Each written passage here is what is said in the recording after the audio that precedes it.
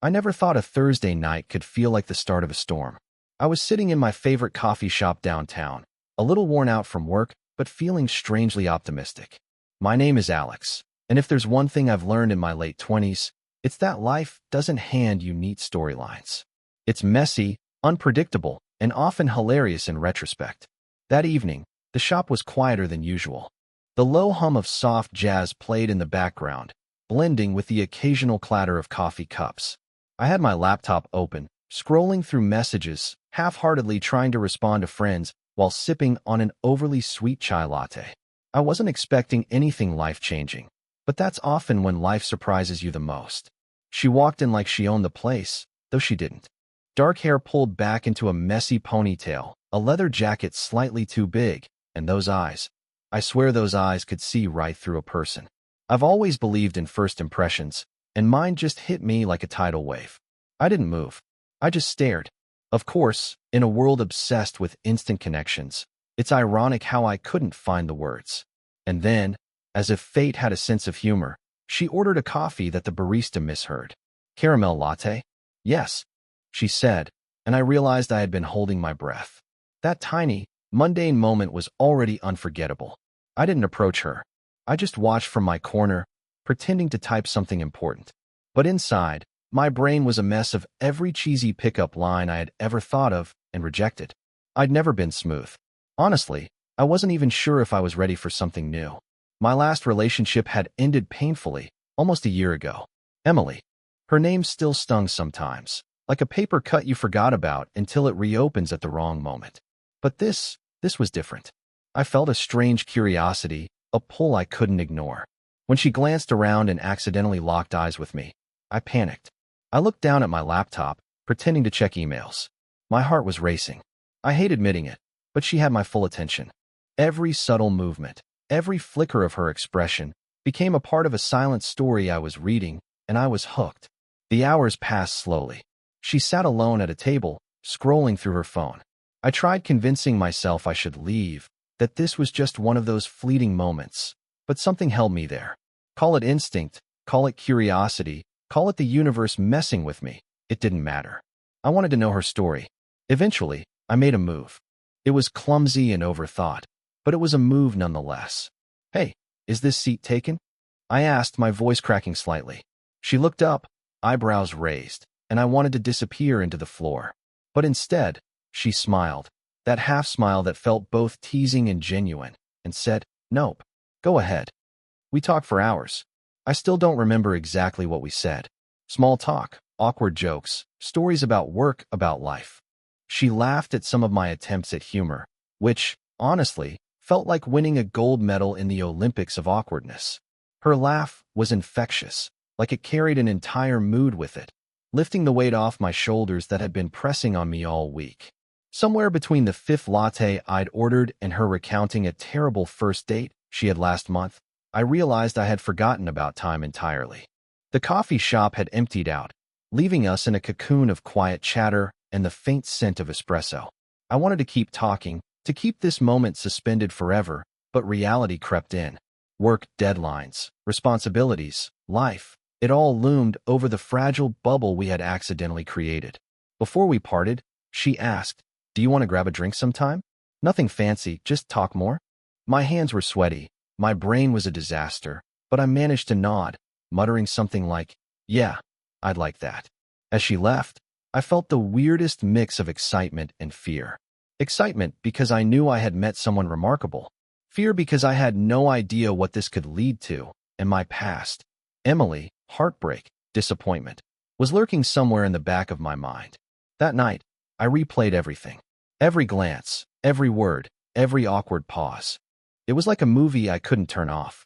I had met someone who could disrupt my life and make it feel fuller, stranger, better, all at once. But I also knew, deep down, that relationships aren't neat packages. They're messy, complicated, and sometimes brutal. And this one, well, I had a feeling this one was going to test me in ways I wasn't ready for. Little did I know, by the time our next meeting came, things would start to unravel in ways I couldn't have predicted. And the twist? It would come from a place I never thought would hurt me. Trust. The weekend arrived faster than I expected. Friday night. and I found myself pacing my apartment, unsure of what to wear, unsure of what to say. It was a simple plan, just drinks at a small downtown bar, but somehow, it felt monumental. The last time I had felt like this was years ago, when everything seemed new and exciting, yet terrifying all at once. When I arrived, the place was buzzing with dim lights and quiet chatter. I spotted her immediately. Same leather jacket, hair a little messier than before, and that same confident aura that made me feel simultaneously calm and chaotic inside. She smiled when she saw me, a little smirk like she was aware of the awkwardness I was radiating. We sat at a corner table. The bar had a vintage feel, exposed brick, low-hanging lamps, and the faint scent of bourbon and old wood. It felt intimate, perfect for a conversation where nothing trivial could be left unsaid. At first, we talked about small things. Work, the weather, funny anecdotes from our week. But soon, the conversation deepened. She asked me about my family, my past relationships, my ambitions. And I did the same, feeling a strange vulnerability, the kind that usually takes months to develop, spilling out in mere hours. Somewhere between sharing childhood memories and recounting a disastrous job interview, I realized I hadn't felt this seen in a long time.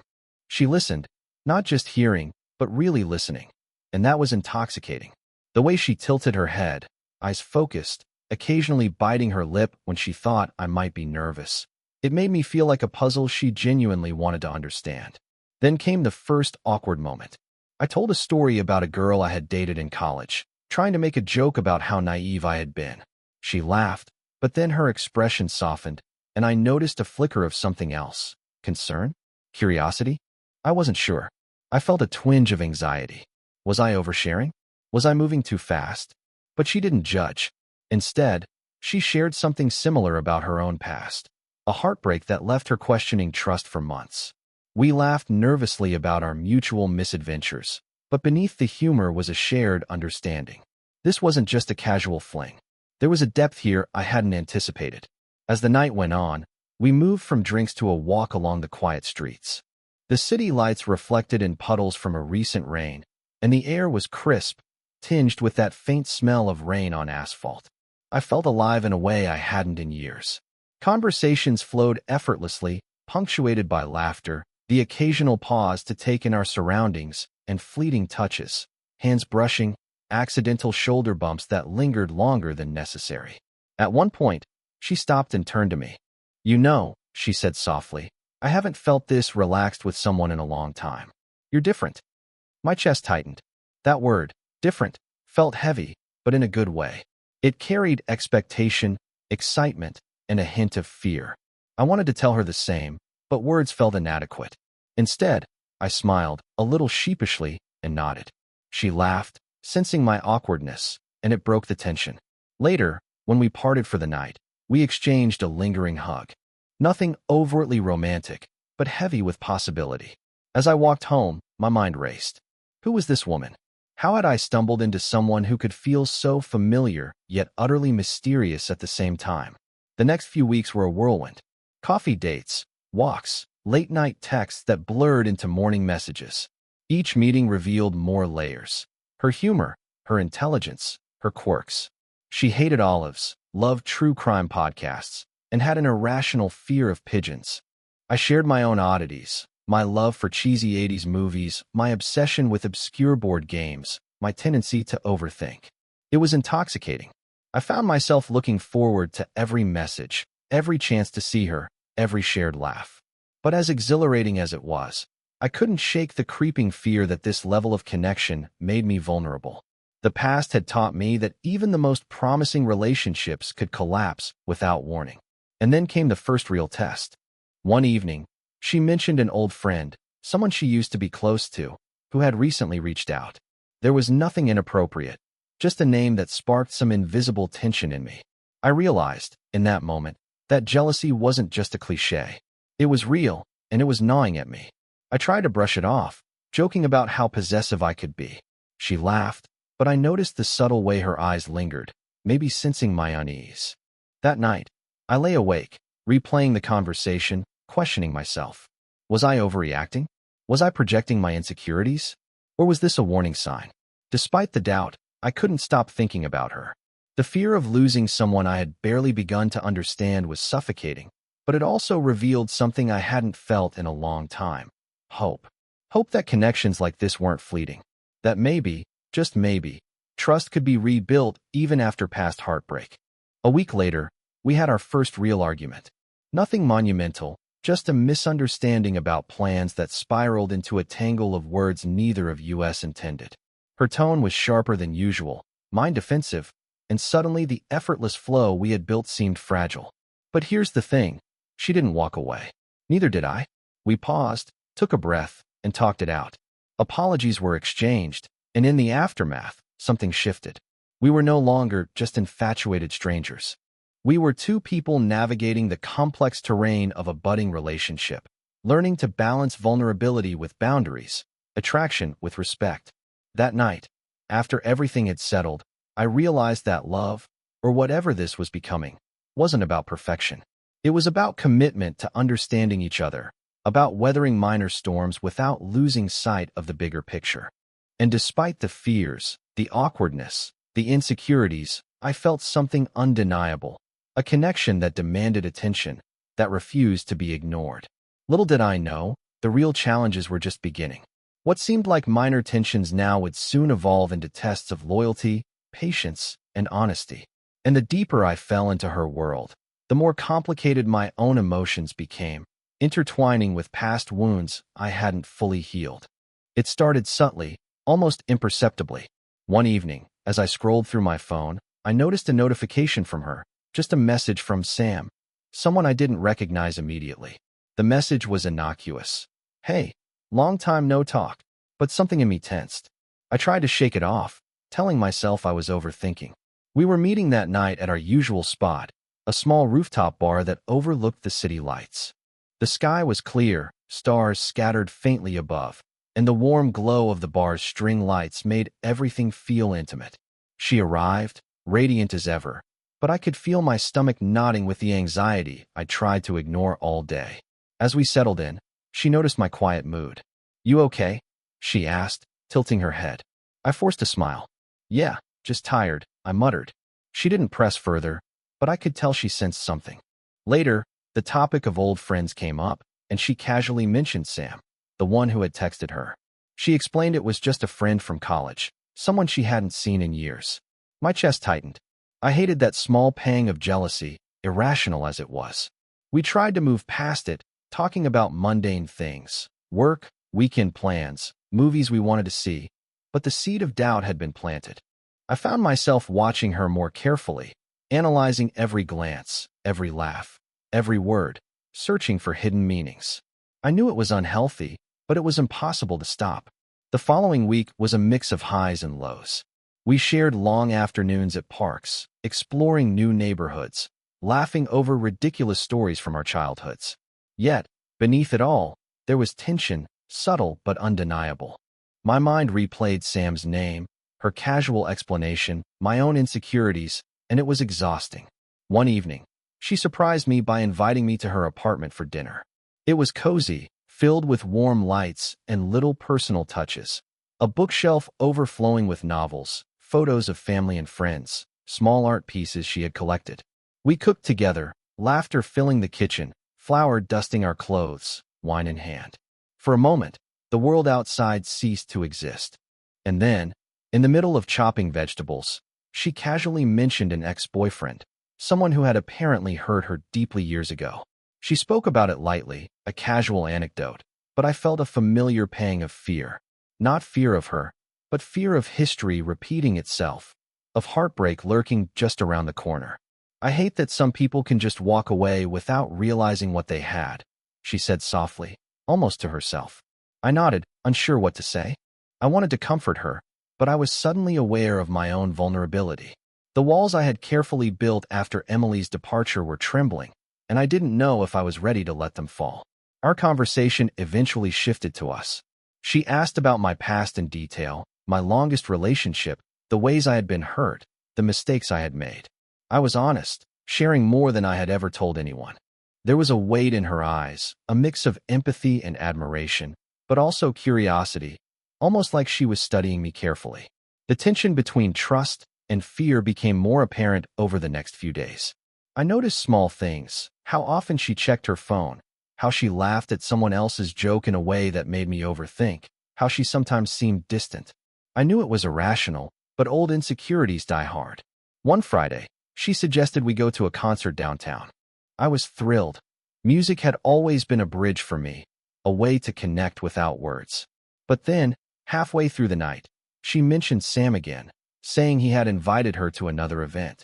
She seemed casual, completely unaware of the storm brewing inside me. I laughed it off, made a joke, but inside, the jealousy burned. I felt small, insecure, almost irrationally possessive. Later, walking home, I struggled to articulate my feelings without sounding controlling. "It's not that I don't trust you," I said, stumbling over words. I don't want to lose this." She stopped, looked at me with those piercing eyes that always seemed to see through me, and said softly, "Alex, if you trust me, you don't have to worry about losing me. I'm here, aren't I?" Her words were simple, but they carried weight. I nodded, ashamed of my jealousy, but grateful for her patience. Things began to stabilize, but the tension had left a mark. I realized that trust isn't something freely given. It's something built, slowly, over time, through shared experiences, honest conversations, and moments of vulnerability. And I was willing to try, even if it meant confronting my own insecurities head-on. Our relationship continued to deepen. Weekend trips, late-night drives, shared playlists, long conversations about dreams and fears. I saw layers of her personality that fascinated me. Her empathy for strangers, her stubborn streak, her ability to find humor even in difficult situations. She challenged me, pushed me to be better, and sometimes irritated me, but always made me feel alive. But life has a way of testing even the strongest bonds. One evening, a miscommunication spiraled into a heated argument. I misread a text, assumed the worst, and let my fears dictate my words. She reacted defensively, hurt flashing in her eyes. For the first time, I saw a crack in the seemingly perfect connection we had built. After the argument, silence stretched between us like a chasm. I replayed everything, questioning my reactions, my judgment, my ability to maintain this fragile connection. And then, late that night, she sent a message. "I don't want to fight. I care about you too much to let this grow." Her words were simple, but they carried more weight than any argument could. I realized then that relationships aren't about avoiding conflict. They're about navigating it, learning from it, and growing together. That night, we talked for hours, unpacking our fears, vulnerabilities, and expectations. By the time we hung up, we had a renewed sense of understanding and a bond stronger for having been tested. Yet, despite the progress, a shadow lingered. The past, both mine and hers, was never far away. Trust, temptation, old wounds. All were waiting for the next opportunity to challenge us. And the deeper I fell for her, the more I understood that love isn't easy. It's complicated, messy, exhilarating, and terrifying, all at once. By the end of part 3, the story had escalated. Jealousy, insecurities, and early conflicts had entered the relationship, raising the stakes and foreshadowing deeper emotional challenges ahead. A few weeks after our argument, things seemed smoother. We had developed a rhythm, shared jokes, private nicknames, spontaneous adventures. But just when I thought I understood her world, it expanded in ways I hadn't anticipated. It started with her friends. She had a tight-knit group, most of whom I hadn't met yet. One Friday, she invited me to a small gathering at her apartment. Nervous but eager to be part of her life, I agreed. Walking into the room, I was immediately aware of how different her life was from mine. Friends chatting animatedly, music playing in the background, a mix of laughter and teasing. She introduced me with warmth, but I noticed subtle glances, some curious, some appraising. I felt a twinge of insecurity. One of her friends, a guy named Jake, seemed particularly interested in her. Polite, charming, with an easy smile. Nothing overtly alarming, but my gut twisted. I found myself scrutinizing every interaction. When he made a joke and she laughed, I forced a smile, hiding the jealousy creeping in. Later, she noticed my quietness. "Alex, what's up?" she asked, raising an eyebrow. I laughed awkwardly, trying to play it off. "Nothing, just taking it all in," I said. But she didn't seem entirely convinced. I knew that if I let my insecurities fester, they could sabotage something real. Over the next few days, I tried to shake off the lingering tension. I reminded myself that trust isn't optional, it's essential. And yet, even with that resolve, the seeds of doubt had been planted. It wasn't just about Jake or anyone else.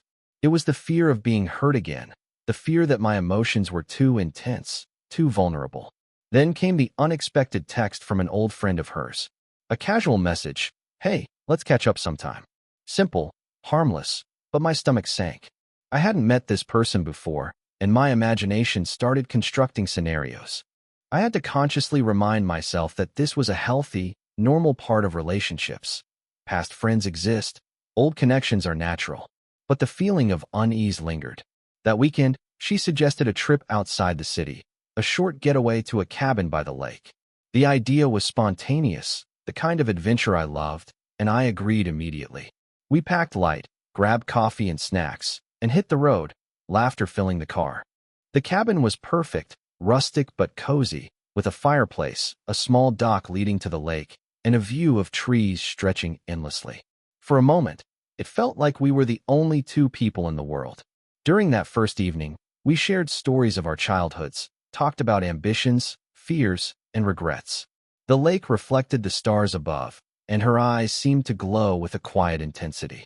For hours, we sat close, sharing warmth, stories, and silent moments that felt like they lasted forever. But then, as the night deepened, she received a call. A voice from her past, someone who had once been more than a friend. I could hear fragments. "It's just catching up," she said softly, voice calm. But I couldn't ignore the tension it triggered in me. I wanted to interrupt, to demand reassurance, but I forced myself to stay silent. Trust, I reminded myself. Communication, patience, empathy, these were the tools I needed. She finished the call, smiling at me, trying to ease the tension. "Just an old friend," she said. "Nothing to worry about." I nodded, but the knot in my chest didn't fully release. That night, lying in the cabin, I realized that relationships aren't just about shared laughter and intimate moments. They're also about navigating external pressures. Friends, exes, expectations, and social dynamics. All were forces I hadn't fully considered. The next morning brought a different challenge. While walking along the lake, we encountered a group of locals who had rented nearby cabins. Casual greetings turned into conversations, and one of the guys made a flirty comment to her. I felt my pulse quicken, a mix of protectiveness and irrational jealousy. I had to consciously control my reactions, choosing words carefully to avoid unnecessary conflict. Later, she noticed my mood. "You're tense," she said. "Why?" I hesitated, then admitted, "I guess.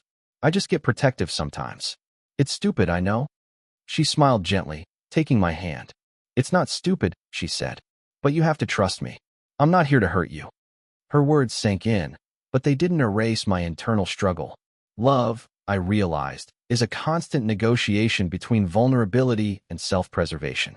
The deeper I fell, the more I understood that managing emotions, mine and hers, would be an ongoing challenge. Back in the cabin, we tried to refocus on the positive, cooking together, watching old movies, playing cards by the fireplace. Yet, the undercurrent of tension remained, a reminder that every relationship carries invisible hurdles. That night, as we sat quietly on the porch, wrapped in blankets, I shared my fears, my insecurities about the past, about trust, about losing something precious.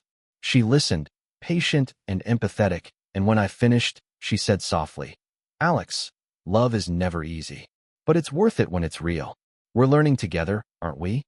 Her words were grounding.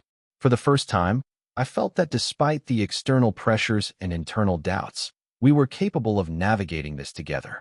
Yet, deep down, I knew this was only the beginning.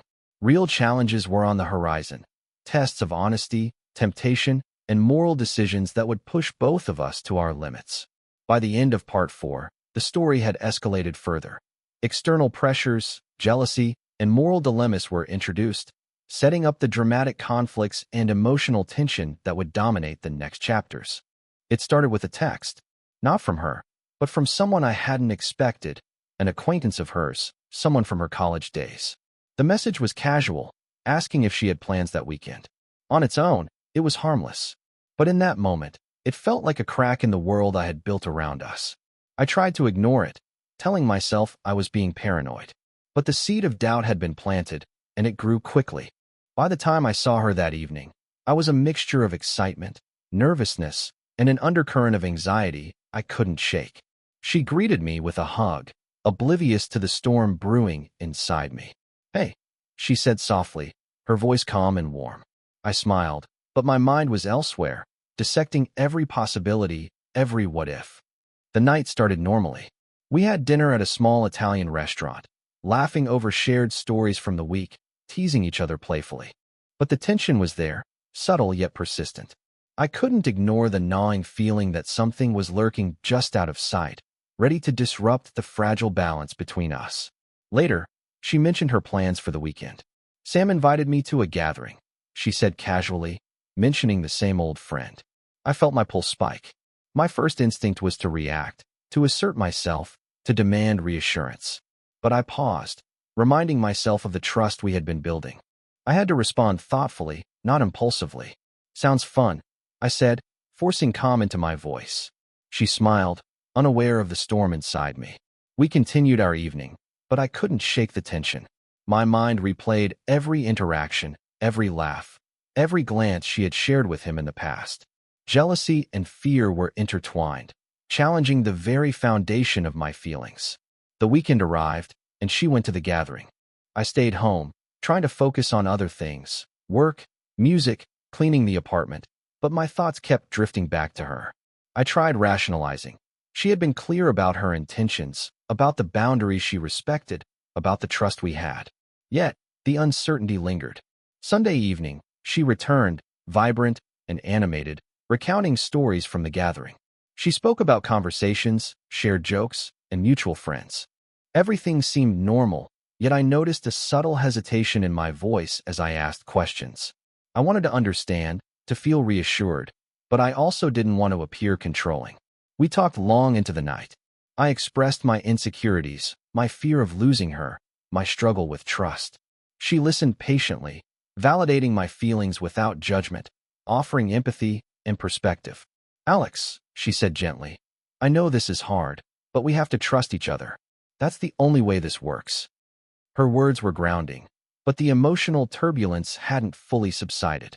Over the next few days, I realized that trust wasn't a simple choice. It was an ongoing process, tested by circumstances, past experiences, and human emotions. And in our relationship, every test, no matter how small, mattered. Then came the first major argument, a culmination of lingering doubts, miscommunications, and unresolved tension. It started over something trivial, a message she had sent to a mutual friend, nothing inappropriate. But in my mind, it escalated, fueled by insecurity and fear. I reacted defensively, questioning her intentions. She responded with frustration, hurt flashing in her eyes. Words were exchanged that neither of us fully intended, and for a moment, the connection we had nurtured felt fragile, like a delicate vase teetering on the edge of a table. We paused, both recognizing the weight of the conflict, both aware that this could either destroy or strengthen our bond. After hours of reflection, she suggested we meet and talk. Face to face, we unpacked the argument, our fears, assumptions, and emotional triggers. I admitted my insecurities, owning my jealousy and overthinking. She shared her perspective, clarifying intentions, and expressing her frustration at my lack of trust. By the end of the night, we reached a fragile understanding. Apologies were exchanged, hugs shared, and a renewed sense of commitment emerged. I realized that love, even in its purest form, requires effort, patience, and emotional honesty. It isn't about perfection. It's about navigating the messy, unpredictable terrain of human emotions together. The following week, we focused on rebuilding the connection. We shared quiet evenings, laughter-filled mornings, and long conversations that touched on hopes, fears, and dreams.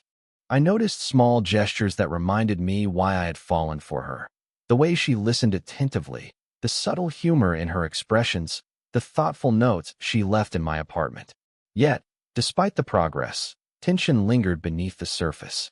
Past relationships, friendships, and the constant test of trust created a subtle undercurrent, a reminder that nothing in love is guaranteed. Every interaction carried weight, and every choice mattered. One evening, she suggested we visit a nearby city for a day trip. I agreed, eager to escape routine and experience something new together. The day was filled with laughter, exploration, and small adventures, walking through markets, trying street food, photographing street performers. It was perfect, and yet, in the back of my mind, I remained hyper-aware, sensitive to any perceived threat to the fragile equilibrium of our relationship. By the time we returned, I realized that relationships are a constant negotiation between vulnerability and self-preservation. Every step forward, every shared smile, every intimate moment is accompanied by the potential for hurt. And the deeper I fell, the more I understood that love isn't simply a feeling. It's an ongoing practice, a commitment to navigate uncertainty together. The weeks after our first major argument were complicated, not in the sense of fights or negativity, but in how my emotions became a constant balancing act. Every moment with her felt charged with intensity, joy and excitement intertwined with fear and vulnerability. It all came to a head one Thursday evening. I had stayed late at work, exhausted but trying to finish a project before the weekend. She texted me around 8. Going out with some friends, nothing crazy. Don't wait up. Innocent enough. But my chest tightened instantly. I knew better than to overthink.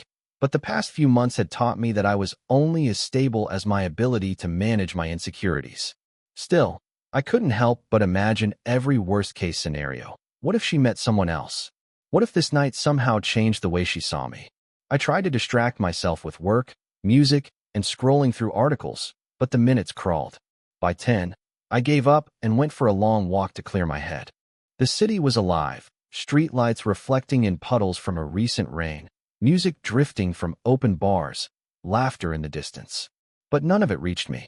I felt tense, alert, waiting for news that would either calm or confirm my anxieties. Later, she called. I answered hesitantly. Her voice was light, teasing even. Hey, stranger. You're probably mad I'm out without you, huh? I forced a laugh, trying to hide the edge in my tone. Not mad, just wondering what trouble you're getting into. We talked casually, but beneath the conversation lay a silent test, my trust. She could feel it, subtle though it was, and I sensed a hint of frustration on the other end. Not at me, exactly, but at the constant tension my insecurities created. The next day, I tried to let it go. I focused on routine, work, and other tasks.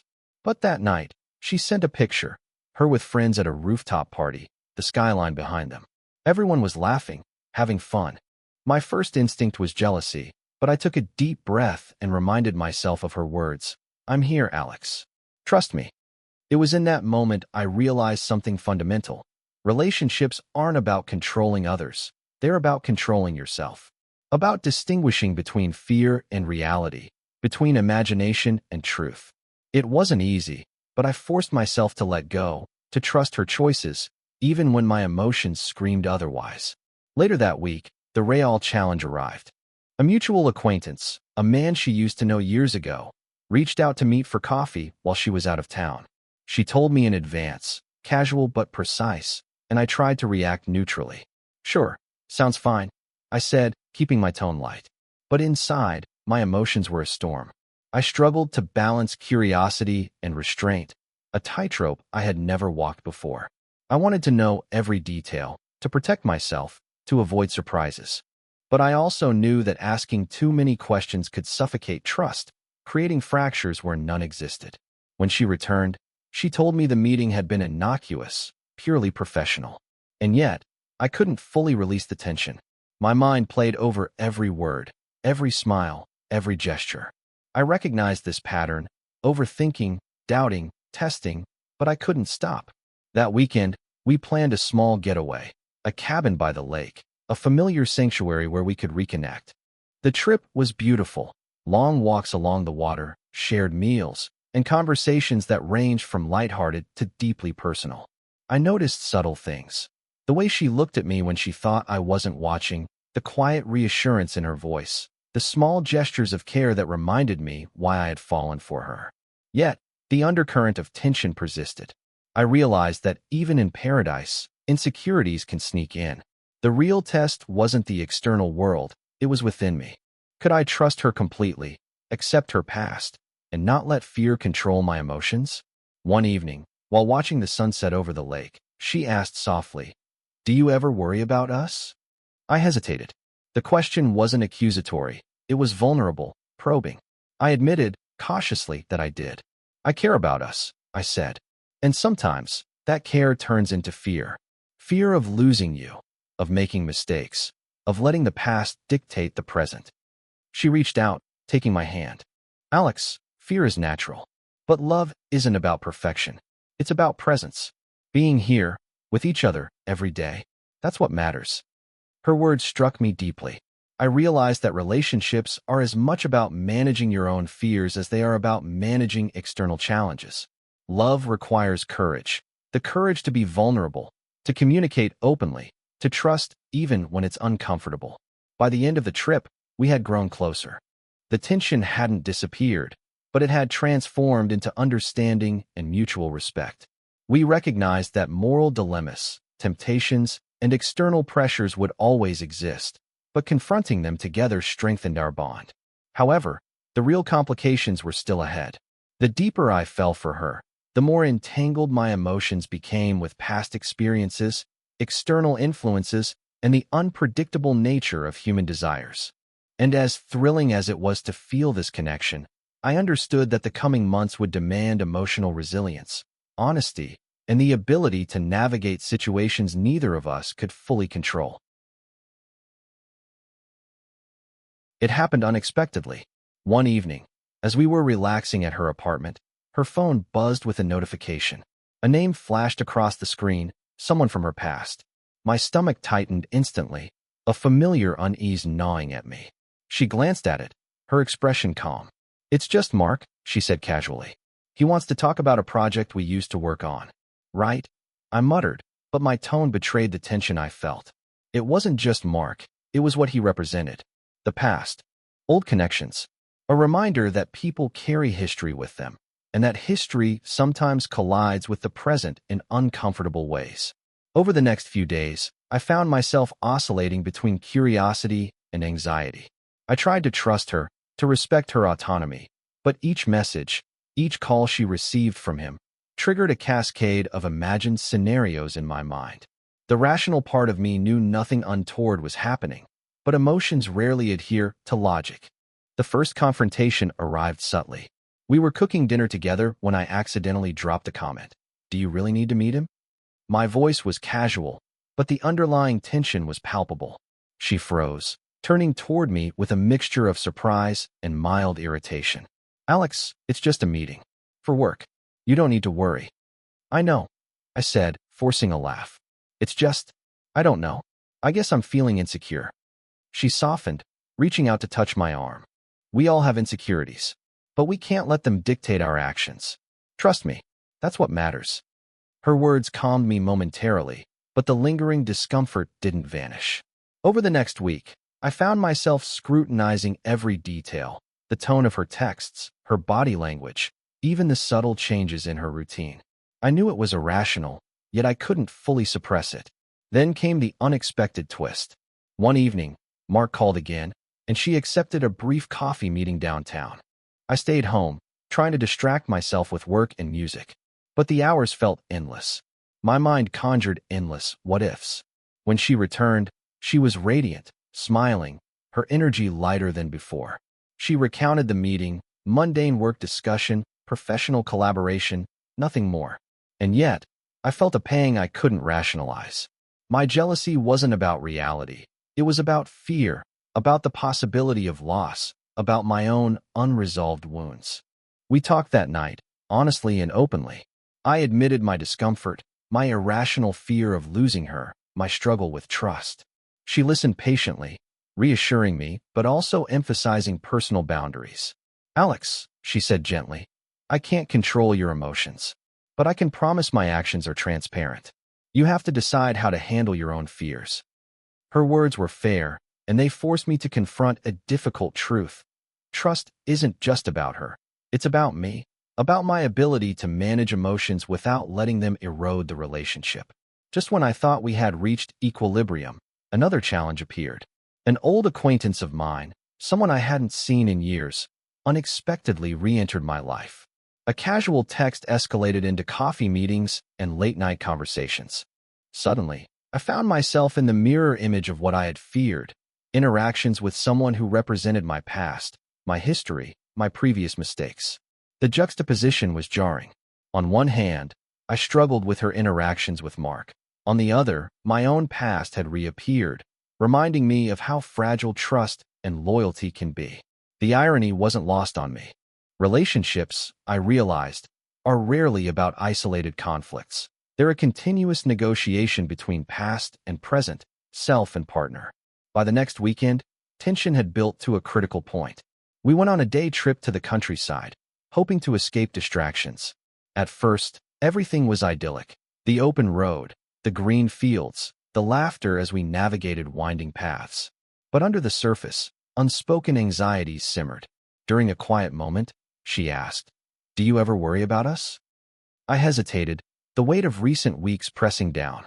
"I do," I admitted. "Sometimes I feel like history and insecurities are constantly threatening what we have." She nodded thoughtfully. "It's normal, but we can't let fear control us. We have to trust each other, even when it's difficult." Her words were grounding, but I knew that the real test wasn't coming from conversations. It was coming from circumstances beyond our control. Unexpected events, past relationships, human temptations, all of it was a crucible, and neither of us would emerge unscathed. That night, sitting by a campfire, we talked long into the evening. Our conversation ranged from dreams for the future to reflections on past mistakes, from moral dilemmas to fears of inadequacy. For the first time, I felt the full weight of emotional honesty, how vulnerable one can be when love is real and stakes are high. By the end of the trip, we had weathered the immediate storm, but I knew it wasn't over. Life has a way of testing even the strongest bonds, often when you least expect it. Mark, my old acquaintance, unexpected events. They were all signals that trust, patience, and emotional resilience would be continually challenged. The weeks following our countryside trip were intense. The calm we had briefly experienced felt fragile, like a thin layer of ice covering deep, turbulent water. I found myself oscillating between exhilaration and anxiety, between affection and fear, knowing that our bond had deepened, but also recognizing the ever-present tests that awaited us. It started subtly, a late message from Mark, casual and polite, but the timing was unfortunate. She told me about it immediately, trying to reassure me. "Just a work thing," she said. Her tone was light, but I couldn't suppress the unease that gnawed at me. I nodded, accepting her explanation outwardly, but inside, doubts lingered like shadows. At the same time, my own past began to reassert itself. I received a message from someone I had once been close to, someone whose presence in my life had ended ambiguously. The message was friendly, nostalgic, but the subtext was complicated. It reminded me that relationships are never isolated. They exist within a web of past connections, unresolved feelings, and lingering possibilities. One evening, we went out to a small concert downtown. Music, lights, laughter, it should have been perfect. Yet, I found my mind constantly straying, analyzing interactions, imagining scenarios. She noticed my tension. "Alex, what's wrong?" she asked gently. I forced a smile. "Nothing," I replied, but my voice betrayed me. Later, during a quiet walk after the concert, she confronted me. "You've been distant. I can feel it." "I know," I admitted. I don't know how to handle my own fears sometimes." Her response was both firm and compassionate. "Alex, love isn't about controlling each other. It's about trusting. It's about facing challenges together, not letting them divide us." That night, we talked for hours, unpacking insecurities, past wounds, and the reality of our emotions. I realized that relationships aren't linear. They're a series of negotiations, compromises, and decisions made in real time. Every choice, every word, every action carries weight. But calm moments are often brief. A few days later, she went on a weekend trip with friends. During her absence, I received multiple messages from old acquaintances, both from my past and hers. Harmless individually, but collectively, They stirred anxiety I struggled to contain. I wrestled with my emotions. Should I call her? Should I ask questions? Should I trust? I knew that overstepping could damage the fragile trust we had rebuilt, yet inaction made me restless. The internal struggle was exhausting, highlighting how intertwined love and fear often are. When she returned, she was bright, animated, sharing stories of her trip. I listened, grateful for her transparency, but the tension inside me remained. That evening, we had our first major discussion about boundaries, social interactions, and the role of past relationships in our current lives. I understand your concerns, she said softly, but I can't live in your fear. You have to decide whether you trust me and yourself enough to let this work. Her words were a turning point. I realized that trust isn't given. It's chosen repeatedly every day. And I had to confront my insecurities, not just for the sake of the relationship, but for my own growth. The next challenge came unexpectedly.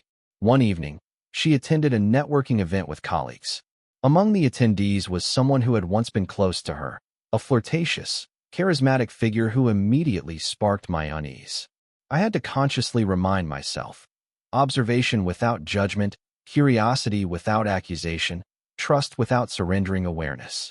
Later, over dinner, she recounted the event, describing interactions, conversations, and casual jokes. I listened, measuring my reactions carefully. My first instinct was jealousy, my second was rationalization. I had to navigate both, balancing emotion with reason. As weeks passed, external pressures and internal anxieties continued to test us. Unexpected messages, work obligations, old acquaintances, they all became catalysts for reflection, dialogue, and occasional tension. Each test forced us to communicate, negotiate boundaries, and reaffirm our commitment. And yet, amidst the challenges, there were moments of profound connection. Quiet mornings with coffee, long drives with music, laughter over shared memories, and the comfort of simply being together. These moments reminded me that love isn't only about conflict. It's also about intimacy, understanding, and shared vulnerability. One night, after a particularly tense day, we sat together on the balcony. The city lights shimmered below, and silence stretched comfortably between us. I took her hand. I realize now, I said, that love isn't just about joy. It's about facing fear, making choices, and being present, even when it's hard. She nodded, squeezing my hand gently. Exactly. That's why this works, Alex. Not because it's easy, but because we choose each other, over and over, every day. Her words were a reassurance, a guiding light through the complexity of human emotion. I understood then that the upcoming months would demand resilience, honesty, and emotional courage. Temptations, misunderstandings, and past connections would continue to arise, but they would also offer opportunities for growth, deeper understanding, and strengthened intimacy. It was a Friday night, and the apartment was quiet except for the hum of the city outside. We had spent the day together, running errands, cooking lunch, and laughing over little mishaps that seemed trivial yet bound us closer. I felt a lingering calm, but that calm was deceptive. A storm was quietly approaching. Around 8, her phone buzzed. I saw the name immediately, Mark. My chest tightened, a familiar twinge of anxiety curling into my stomach. She noticed my glance and casually said, "It's work-related. Don't worry about it." I nodded, but the words felt hollow. Weeks of minor insecurities, lingering doubts, and external pressures converged into one overwhelming wave. My mind began to play out worst-case scenarios. What if he was testing boundaries? What if she didn't realize the implications? The rational side of me knew I had no reason to doubt her honesty, but emotions rarely adhere to reason. Later, as we sat on the couch watching a movie, I couldn't contain my unease. "Can I ask you something?" I said cautiously. "Of course," she replied, turning toward me. "Are you being honest with me about him?" My voice was tentative but edged with fear. She paused, expression gentle but firm. "Alex, I've been honest. You need to trust me. That's all I can ask." Her words were true, but they didn't instantly calm my racing mind. My jealousy wasn't just about Mark. It was about the pattern of stress I had carried for weeks. Each small interaction, each casual text or meeting had slowly built into a mountain of anxiety. The next day, I tried to focus on routine. I went to work, answered emails, and tried to distract myself with music and errands. But the minutes dragged, and my thoughts inevitably returned to her interactions with Mark. I realized that trust is not passive. It is an active choice, a conscious decision to let fear not dictate actions or emotions. By the weekend, tension had grown further. She had to attend a networking event downtown with several former colleagues, including Mark. The casual nature of the gathering didn't diminish the anxiety gnawing at me. I felt powerless, unable to intervene or control circumstances.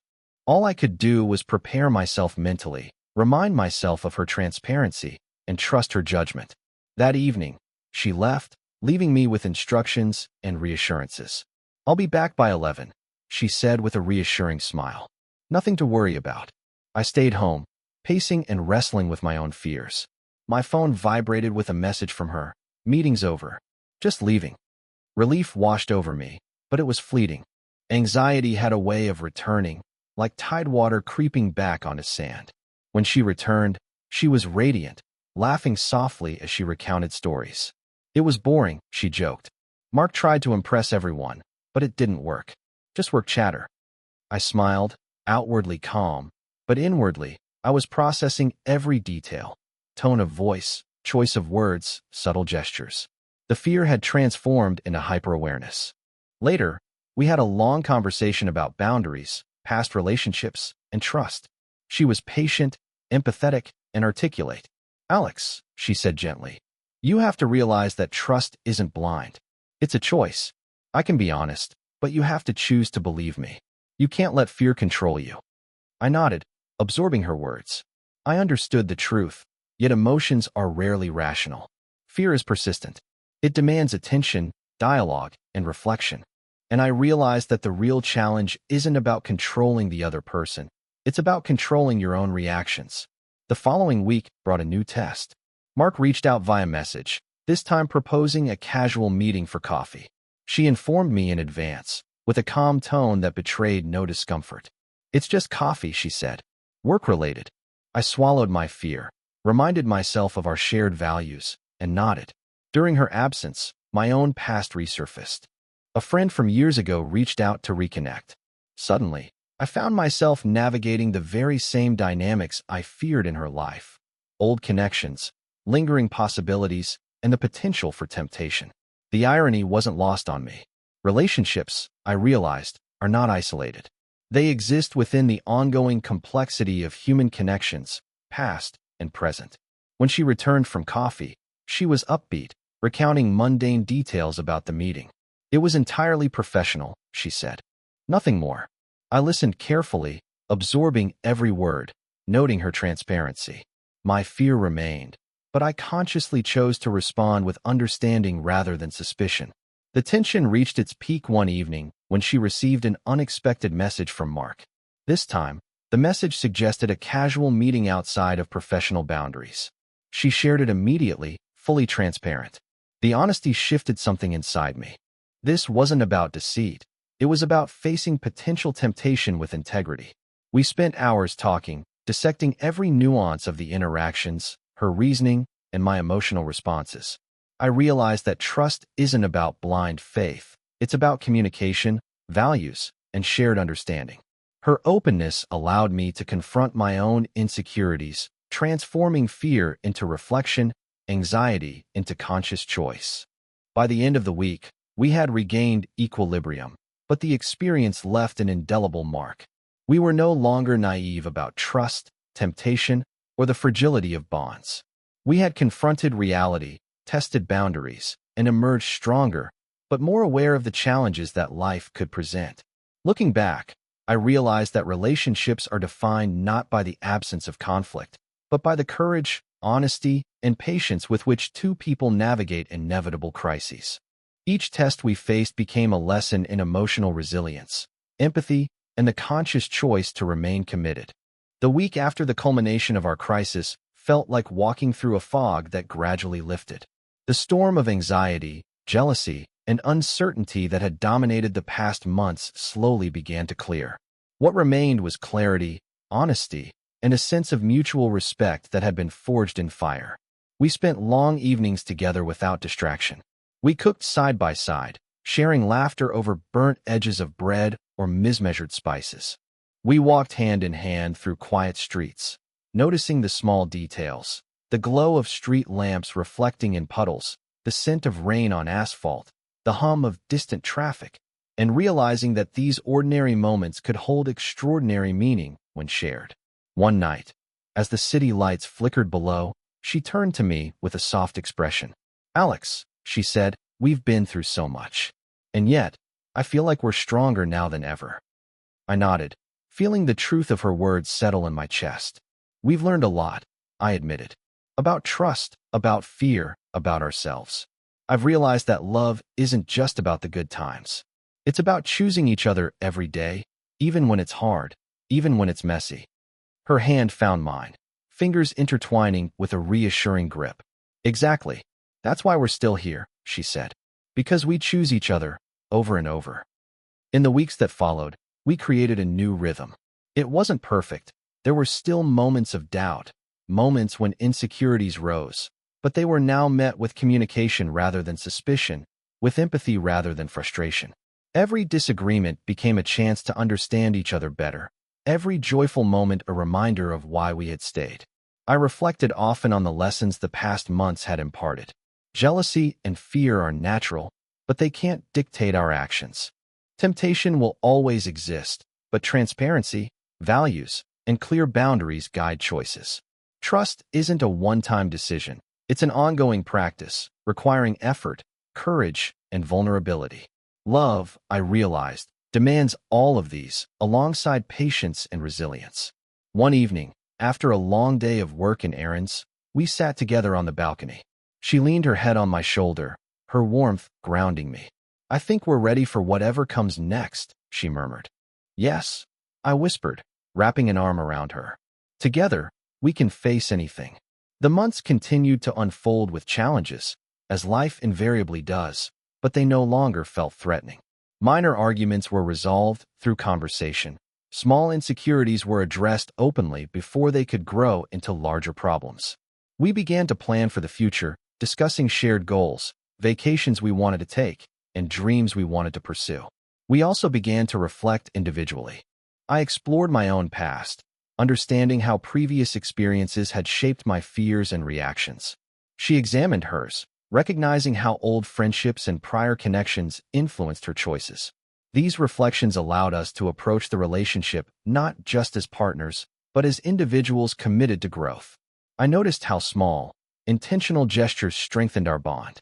She left notes for me on my laptop, simple messages that said, "I believe in you," or "Thank you for being here." I made a point to plan small surprises, like cooking her favorite meal or leaving a book she had wanted on the nightstand. These acts weren't grand. They didn't need to be. They were consistent, honest, and reflective of the care we had cultivated through months of learning to trust and communicate. One evening, we took a long drive outside the city. The highway was empty, the headlights cutting through the dark, and for the first time in months, I felt completely relaxed. We talked about our journey, recounting memories, fears, and challenges. "Remember when we argued about Mark?" she asked, laughing softly. I chuckled, shaking my head. How could I forget? That was when I realized how much I needed to control everything, and how wrong that was. Her laughter turned tender, and I learned that honesty alone isn't enough. It has to be paired with understanding and patience. We sat in silence for a while, the car engine humming, the night stretching infinitely ahead. In that quiet, I realized something profound. Love isn't a state of perpetual happiness or effortless harmony. It's a journey, full of trials, mistakes, and learning moments. And its strength isn't measured by absence of conflict, but by how two people navigate it, grow from it, and choose each other regardless. Back home, we made a ritual of weekly reflections, talking about our emotions, fears, and victories. It wasn't always easy. Sometimes conversations became emotional or challenging, but each discussion reinforced the foundation we had built: trust, honesty, empathy, and commitment. I thought often about the early months of our relationship, when small insecurities could have destroyed us. I understood how easily fear can erode connection if left unaddressed. And I realized that the very trials that had threatened us had also forged a bond deeper than infatuation. a bond rooted in understanding, patience, and emotional courage. One Sunday evening, we sat together watching the sunset. She rested her head on my chest, her fingers laced with mine. "I feel like we can handle anything now," she whispered. I kissed her forehead gently. "We can, because we choose each other. And that choice, that commitment, it's stronger than any fear or doubt." The story closes not with perfection, but with presence. Our relationship was not immune to challenges, and life would continue to test us. But we had learned how to navigate those challenges with integrity, honesty, and resilience. Every trial, temptation, or miscommunication became an opportunity for growth, deepening intimacy, and reaffirming our commitment. As the city lights shimmered below and the night sky stretched above, I realized that the true story wasn't just about the hardships or crises. It was about the conscious choice to remain present, to communicate openly, and to love fully. Love, I understood, is not passive. It is active, demanding courage, patience, and daily commitment. And in that knowledge, I found a profound sense of peace, hope, and joy. We had faced the storms together, navigated the complexities of trust, temptation, and fear, and emerged not unscathed, but stronger and more connected. And that, I realized, is what love truly is: a shared journey, a continuous choice, and the courage to face life together, no matter what comes next. The city below sparkled, the night was calm, and for the first time in a long while, I felt a sense of complete contentment. The trials had been many, but the lessons were invaluable, and we had chosen each other, again and again.